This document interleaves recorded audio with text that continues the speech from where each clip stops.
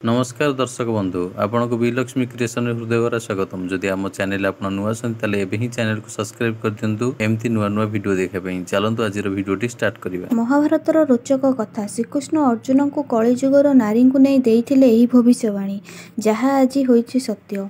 द्वापर जुगर श्रीकृष्ण कलिजुग को नहीं भविष्यवाणी देइथिले।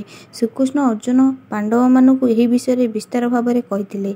एहा मध्य कहिथिले जे कलिजुगर स्त्री और पुरुषक मध्य केउ सब अवगुण रहिबो एवं उभयंकर स्वभाव किपरि रहिबो। प्रभु श्रीकृष्ण अर्जुन को कलिजुगर महिलांकर एही तीनोटी कमी विषय कहिथिले जहाँकि आज अनेक मात्रा सत्य होइछि बोली शास्त्रांग मत रहिछि। प्रथमटी है कलिजुगर महिला माने धनवान पुरुष को पसंद करिवे एवं सेमाने धनहीन स्वामी को त्याग करिवे।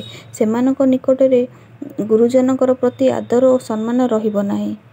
द्वितीयटी है कलिजुगर नारी ही नारीर शत्रु साजिब एवं नारी ही नारी को कष्ट देव। गोटे स्त्री आउ गोटे स्त्री को शोषण करिव। स्त्री निजर पति प्रति देखाई समस्त को आयत्त करने को चेष्टा करिव। तृतीयटी है कलिजुगर नारी पुरुष को अनैतिक कार्य करिवारे अटकाइब नाही बरं निजे मध्य अनैतिक कार्य संपृक्त रहिब। लज्जा नारीर भूषण किंतु से कलिजुगरे लज्जाहीन होइजिब। भाई भाई संपर्क रे आउ भरोसा किंबा विश्वास रहिब नाही। भाई भाईर शत्रु होइजिब।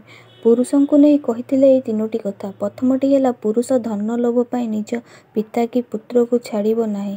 धन पाई पिता पुत्र शत्रु होइजिबे। भाई भाई संपर्क रे आउ भरोसा किंबा विश्वास रहिब नाही।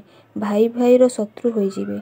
द्वितीयटी है कलिजुगरे पुरुष महिला को हीन भाव एवं सेमानकु परिहास करिवे। एहा छड़ा पुरुष महिला को अपमान करिबा गर्व अनुभव करिवे। तृतीयटी है कलिजुगरे पुरुष गुण अपेक्षा नारीर रूप को अधिक गुरुत्व देवे जहाको अनैतिक कार्य और व्यभिचारी आड़ को टाणी नेब। देह सुख पाई पिशाच साजिब पुरुष।